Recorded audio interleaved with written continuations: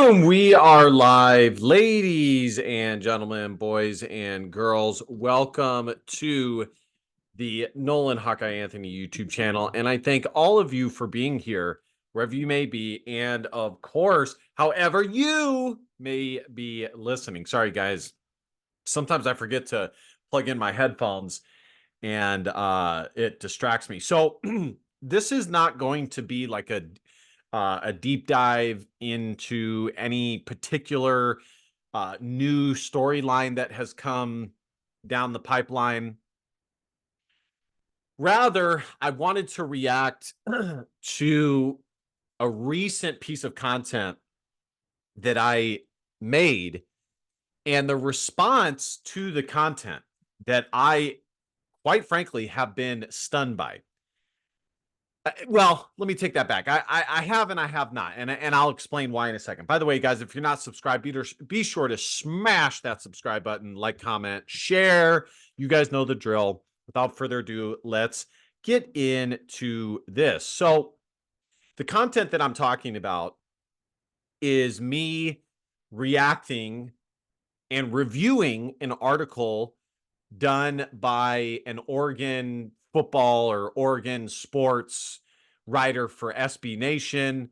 You know, a lot of these like big sites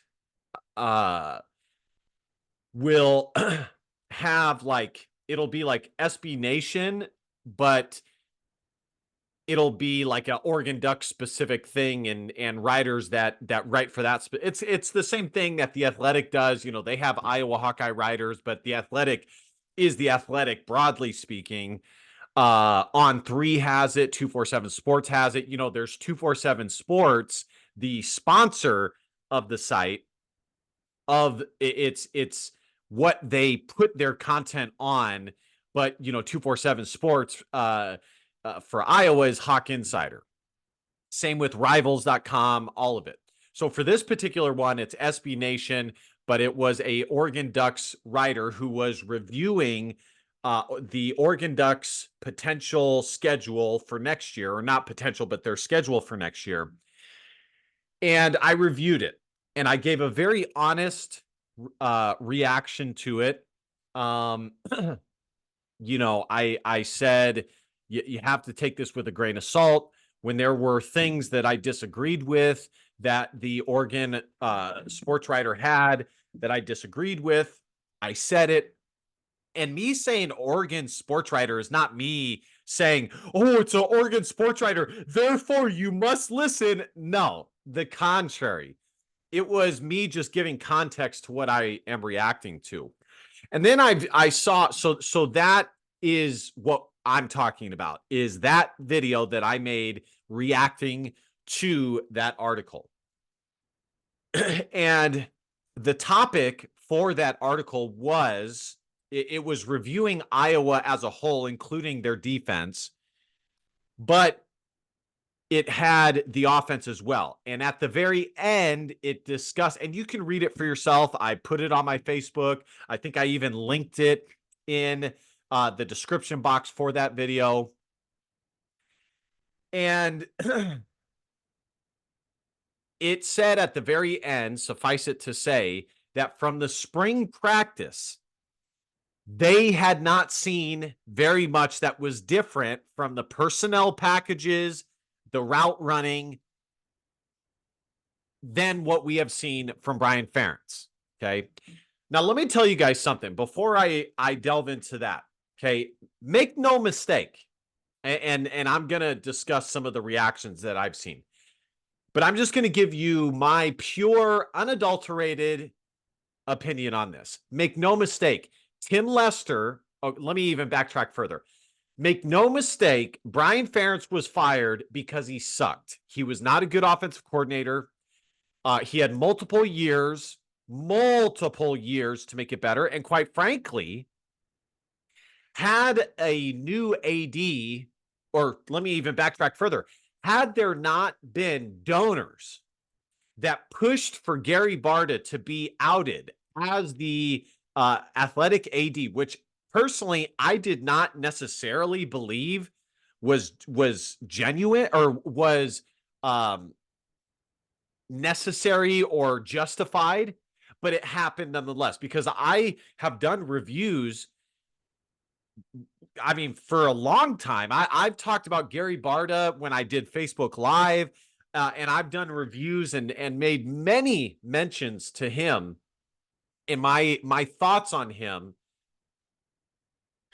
as AD for Iowa, for the University of Iowa. And it is, if you haven't seen it before, my thoughts on it essentially are that, was he perfect? No. Did he maybe give too much leeway to Kirk Ferentz? Perhaps, perhaps. But at the same time, it's somewhat understandable given the fact that Kirk Ferentz might be the single best coach in the history of Iowa football. Okay. It's like some of the schools that have given maybe a little bit, been willing to put up with a little bit more and we've seen it across the board. Penn State did it with Joe Pa, and I'm not saying it's always justified. What I'm saying is that it's understandable, because one thing I always tell you guys, winning cures all. Winning cures all. Sports in America is the ultimate meritocracy. Clay Travis says that all the time. And if you win, they will find a way to keep you happy and as the coach, no matter the situation or issues that your program has. Okay. That is the number one way that you can silence critics. But he was outed. And I have said I thought he made good hires when it came to Fran McCaffrey. I think Lisa Bluter was hired under his watch. Rick Heller for baseball. The women's soccer coach. He has had a bunch of, if you go back to when he was still the AD, which was as late as last year, Iowa had seen its best all-around success across multiple major sports that we have seen in years, possibly like in the entirety of the modern era of sports. Track and field was doing much better. Baseball, wrestling. There was a year where Iowa won the Big Ten football, Big Ten West. They won the Big Ten. They had made the NCAA tournament in both men's and women's basketball. The baseball team made the NCAA tournament. I mean, across the board, just success. So, do I think it was necessarily justified that Gary Barta was fired? No, and I said that. But he was, okay? So I don't want to delve down that path too far. I want to stay focused here. The new AD was put in, the intern, Beth Gates, and I said, let's give her a chance. So Brian Ferentz would still be the offensive coordinator for Iowa had all of that not happened. Make no mistake, if Gary Barta, and this would definitely be one of the issues with his reign as Iowa AD, is that Brian Ferentz would have been the offensive coordinator had he still been the athletic director, Gary Barta, at Iowa. Okay. But make no mistake, Brian Ferentz was not improving. He needed to go. And I personally always tried to be fair to Brian Ferentz. I always tried to give you guys balanced takes and really review his time at Iowa and all of the context behind his time as OC at Iowa. I would consistently discuss his first couple of years where there were offensive outputs such as against Ohio State, where Iowa put up 50-plus points with Nate Stanley as quarterback. The game against USC in the Holiday Bowl, there were a few, they played Kentucky I think it was Kentucky, and they had a really strong offensive output.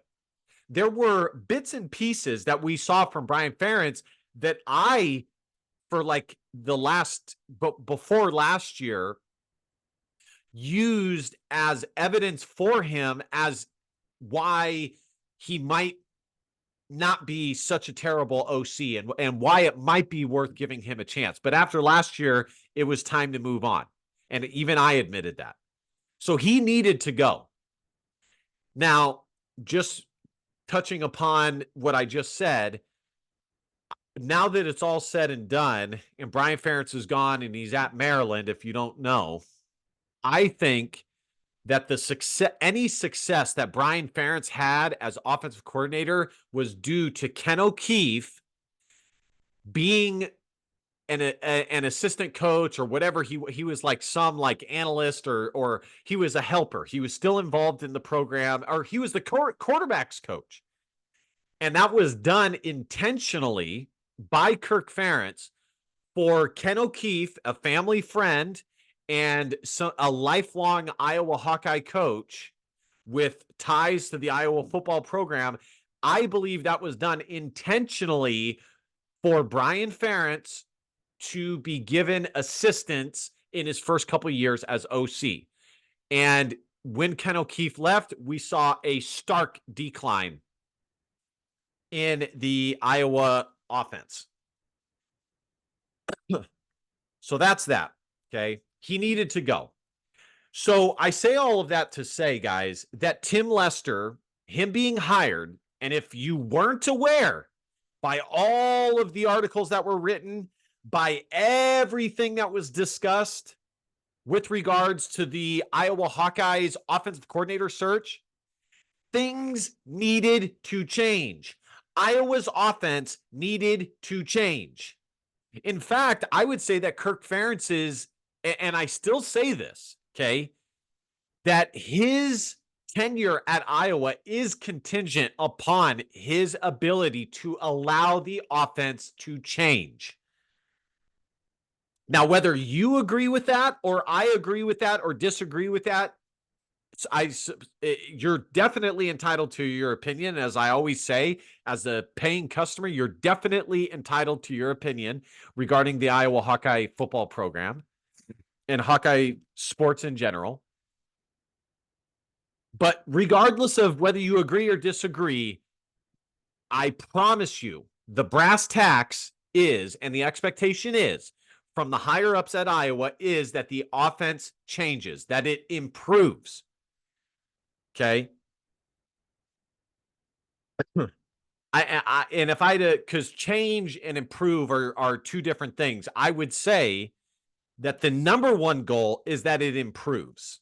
Okay. But if it doesn't improve substantially and it only improves slightly, I do think people want to see a marked difference in the offensive scheme that Iowa runs. Okay. So I post this video and I was thinking about like showing you guys some of the comment. You know what? I think I might do it. No, I'm not going to do it. I was thinking of highlighting the comments, but I'm not going to do it. I'm not going to show you guys the people's name or anything like that. But some of the comments that come to mind are, I had somebody comment saying, okay, before I get to that, the other thing I want to tell you guys is me doing this.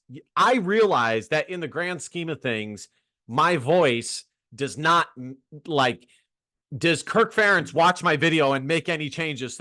Of course not. That's the case with any of us fans. Now, if enough of us are loud enough, it will indirectly change things. I can guarantee you that. And you should voice your opinion. It doesn't mean nothing, but it also doesn't mean everything. But I'm a content creator. And specifically for this channel, I create content surrounding Iowa sports. That also entails me giving you my opinion. Other Iowa channels, in fact, most of them, I don't think do that. Okay. And if you're not down for that, and if you think it's disloyalty for an Iowa fan who has a podcast to give an opinion on things, then don't watch. It's you know, I'm sorry to see you go, but it is what it is. It is what it is. That is what makes me different. I love this program. I have loved Iowa football since I was this tall. Okay. I am going to speak my mind about things. Okay, so that's that. Because, and the reason why I say that is because one of the comment, or a few of the comments that I read were like, to like my video title were like, and by the way, I did debate even making this video because I don't want people to get the wrong idea. Like, oh, if we just have enough comments, we're gonna get him to react, and we're gonna get to him. No, I'm just it. I love reading the comments and I respond. I have no fear when it comes to that. I don't take it personally. I am more reacting to this because I think it's super silly and I don't understand it. It makes zero sense to me. So some of the comments, like for example, the video title I had was "Is Iowa's offense changing?" or something like that. It has Tim Lester made changes to the offense, and some of the comments I read were like, "Who cares?" or "So." And I'm like, what are you talking about? What do you mean so? If you're an Iowa fan, it's not so. It does matter.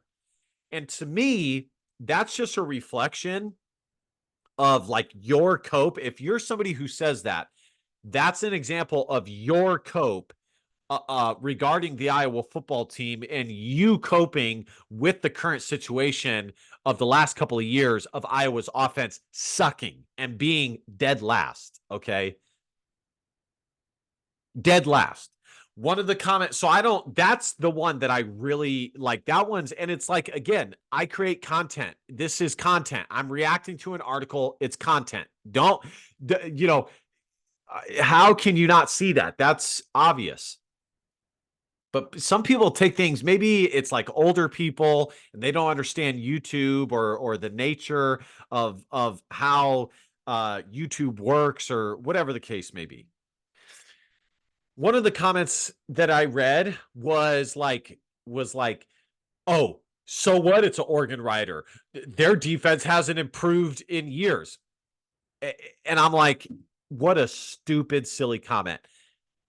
Oregon's defense last year was 22nd in the country in total defense. They have changed. They have improved. But again, it's just cope for the current state of things regarding Iowa's offense. And just in general, yeah, there's a few more comments that I've seen with that, and they're all kind of under the same umbrella of cope, and I'll go back to that in a moment. But just in general, I was stunned to see this because I was like, man, I was expecting everybody to be in agreement that Iowa's offense needs to change. I thought everybody understood this, that this is why Brian Ferentz was fired. And this is why Tim Lester was hired, was for things to change. But to me, what this shows, and this is why I said at the beginning of the video, I'm surprised in that regard, but I'm not surprised because I've been doing this for a few years now, that I have seen, I've told you this a few times in the past, that when it comes to the Iowa fan base, there are those who believe that it's disloyal to critique in any capacity any Iowa program.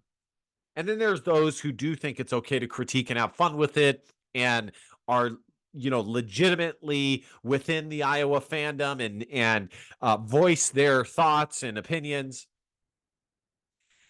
So and I responded to one of the comments and I said, this has shown me that there's either major cope. There's major cope in two forms. It's either one, which is people still believing and like having this defense, this internal defense. And therefore, if anybody has any other opinion, they take it personally of why Iowa's offense being bad is not that big of a deal. And so they respond with total cope, to anything that's within critique of Iowa's offense and Kirk Ferentz, because they don't think it's a big deal. They don't think that Iowa's offense needs to be improved. So any critique of it, they have pushback. So they're in denial, essentially. The other major cope is that Iowa's offense is even that bad and needs changing. That's the other major cope. And it's like, have you been watching the same football that I've been watching? That's ridiculous. So I'm just going to read to you guys the comments. I have it pulled up so you guys can know what I'm talking about. So somebody responded, nothing has changed in the garbage Oregon defense either, though. Even Iowa's unchanged offense will walk it in the end zone against that defense. And here's my response. Actually, their defense has changed. I'm surprised so many Iowa fans are offended by this. Tim Lester was hired to change the offense. It should change, and that should be the expectation. And then I said, and then this person said, so give me a breakdown. How has the Oregon defense substantially changed? And then I also said, it's gotten better. I don't think you had any idea that they had a top 25 defense, because if you did, you wouldn't have made the points you did.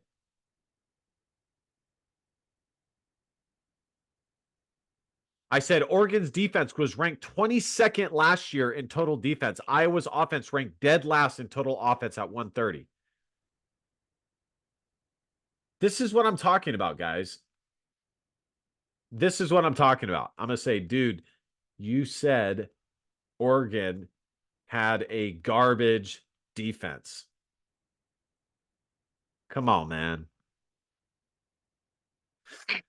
And I have to be careful because, like, I know not everybody, I'm not trying to brag about myself, but I know not everybody is operating on the same domain that I am. And so, and I still want to be cordial to people. So I have to rein myself in. All right. So another comment. In reality, how much can an offense change with virtually the same players it had the previous year? As of spring, Iowa had no D1 ready quarterback and the same offensive line, which hasn't been good. That's ridiculous, dude. They have anybody that's a D1 that is on scholarship that's a D1 player. They're a D1 caliber player. What are you talking about? And then I said any player on scholarship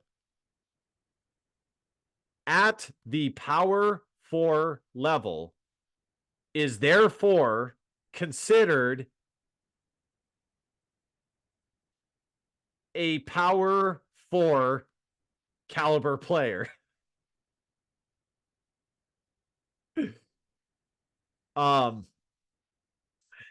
Marco, I think, could become a decent quarterback now that he has a legitimate quarterback coach and not a former center instructing him. I'm going to say I agree with the rest about Marco. Yeah, I just this stuff is crazy, dude. Like, sometimes I'll see people's responses. I'm like, what are you thinking? However, he needs reps to develop, which I doubt he was getting under Brian. None of this has anything to do with Tim Lester.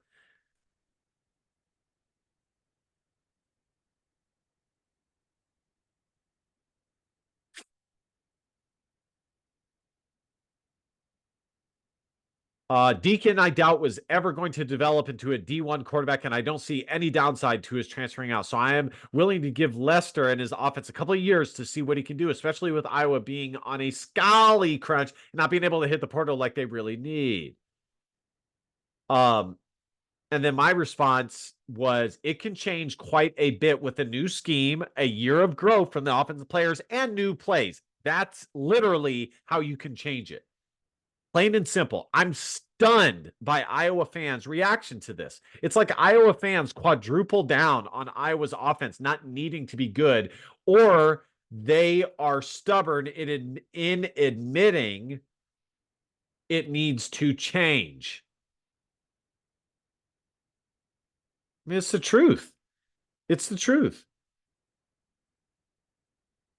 So, anyways, that's essentially it, guys. I really was stunned to see the reaction. This person, and this is an older guy, I can tell. Big whoop. We care about an Oregon writer just filling space for an article deadline. Big whoop. We care about an Oregon writer. Excuse me. How dare you post this? Excuse me. What? Oregon writer, be damned. Who cares? How dare you? And then I said, number one, I create content so it's fun to react. So I'm just having fun here, guys. You know, what can I say? I'm an eccentric personality.